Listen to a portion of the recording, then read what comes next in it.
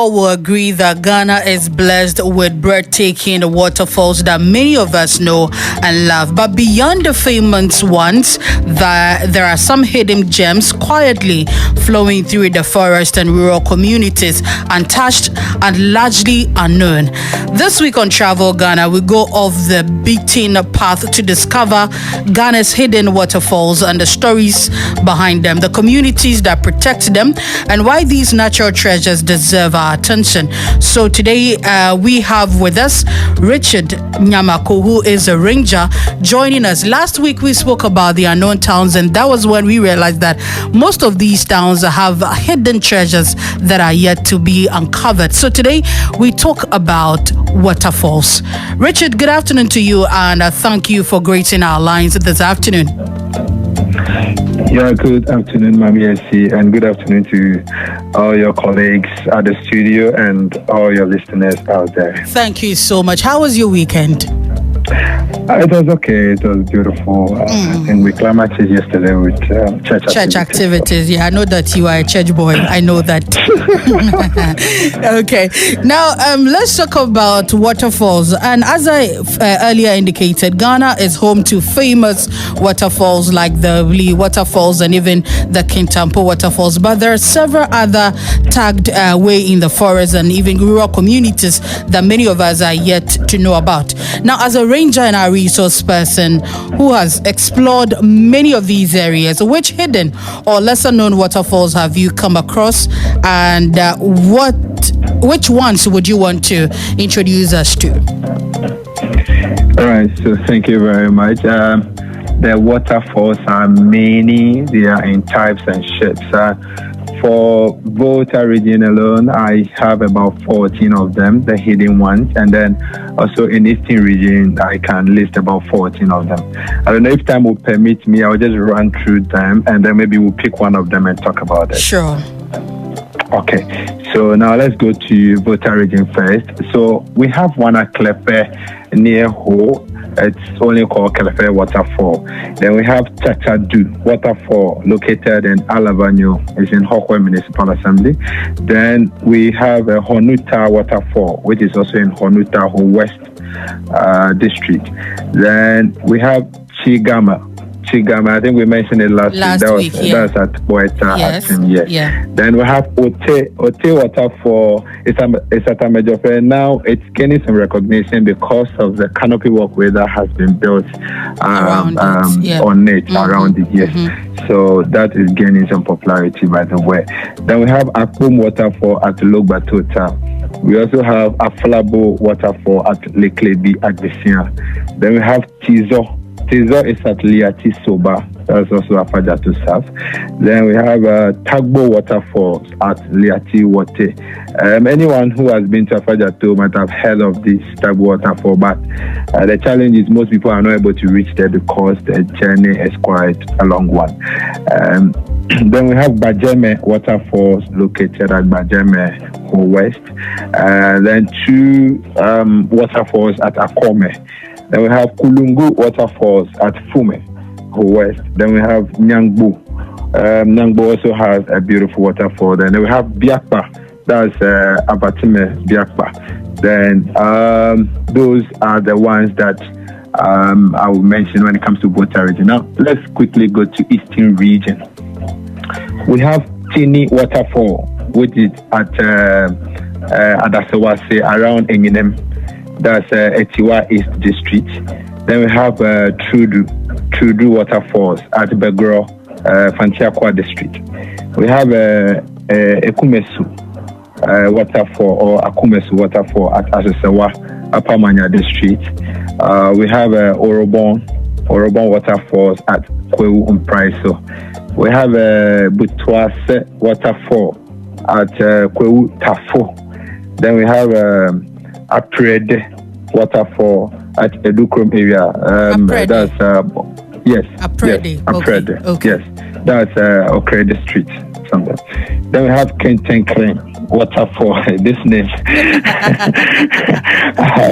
it's actually in a village near Koforidia. Okay. But once you get to Koforidia and you ask of it, A lot of people know it around, so they'll show you. Okay. And then we have Mampong Waterfalls at Ekwapim Mampong. Then we have Obuadaka at Ebri area there. That's not far from Accra at all, Obuadaka. Then we have Accra Waterfalls. This one is also gaining some popularity because of its proximity to Boti. And also, the police now have the High Risk Operations Training Center at Accra, and they do the rappelling right on the Accra Falls. So I think that one is also gaining some popularity. We have Adom Waterfalls at Obosomase. Then we have Ebru Waterfalls closer to Ekropon. Then we have Amanapa Waterfalls at Ekropon. And the last one, but not the least, is Asenema Waterfalls. Yes, at Asenema, okay, district. That's a lot. Even these are just the two regions, that is the Eastern and then the Volta region. Exactly. And up in the north, I think I've been to the North Morley National Park. There are two waterfalls that are inside the Morley National Park. Wow. I think their names, they are Posing and then Paria. Okay. They are all inside the forest reserve. Great. Yeah.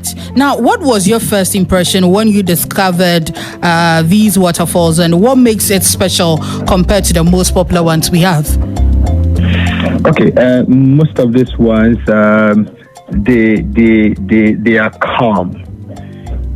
As compared to the major ones like Vli. In the peak seasons when the rain, it's raining almost every day and rain so heavy. Vli waterfall is not that friendly, but these ones are friendly all season. So they are calm, and then the environment is always cool, habitable. And what actually makes them special, I want to narrow it to Asenema. If I want to talk about Asenema, I think because they have the same characteristics, if we talk about Asenema, I think it will give you a fair idea how all of them behave. Okay. This Asenema, one thing that makes it special is the distance from the roadside to the waterfall itself. All the waterfalls that are roam in the nation, this is the shortest distance ever. It will just take you like 100 meters to the fall from the main road. Okay. And that makes it a bit special. Yeah. Okay, so apart from Asenema and its characteristics, like it has the same characteristics with the rest of the ones you visited, right? Yeah, apart from its short distance, all the other characteristics are the same. Okay. They are all cool, the ambience, the environment is beautiful and all that. Now, that brings me to the question, why do you think these waterfalls remain largely unknown to many Ghanaians? Okay, I believe that it's only due to inadequate publicity. We are not talking about them enough. I think that we should organize events, most especially the town folks, the towns in which they are located. There are some towns that made it a point and put it on their calendar. Every time they're celebrating their festival, they organize the whole town, and then they go there to celebrate. Maybe a day, they dedicate a day to visit that place to make merry. So I think if every town starts doing something like this, bloggers and social media handlers who also go there and get some videos and stream out there. And also, I don't know, but for Ghanaians, we don't love the natural environment too much. I don't know how to describe it, but you go to a town, somebody is born in a town, there is this tourism potential there, but the person is 30 years plus but has never visited that place. And he or she doesn't have any feeling or any desire to even work there. They are like, what am I going to do there? So I think we need to talk about these things more for people to know, look, this is nature, we need to admire it. They need to actually have that feeling. We are here, people travel all the way from far places and come and visit our places, but we don't take interest in it ourselves. So let's start talking about that. Now, is it because we see them on a daily, that's why we don't appreciate it, or is it because we just don't know the reason, the essence of visiting these places? Look, some people have never even seen it before. When it comes to Hawkway is just about 15 minutes drive from Flea. But I can tell you about 50 to 70% of people in Hawkway have not been to Flea Waterfall. They just don't have that desire to go there. And I can't describe it because I'm quite opposite when it comes to that kind of feeling. And if you ask them, they don't really have any reason. Right? It's like, what am I going to do there? Like, really, like, you know.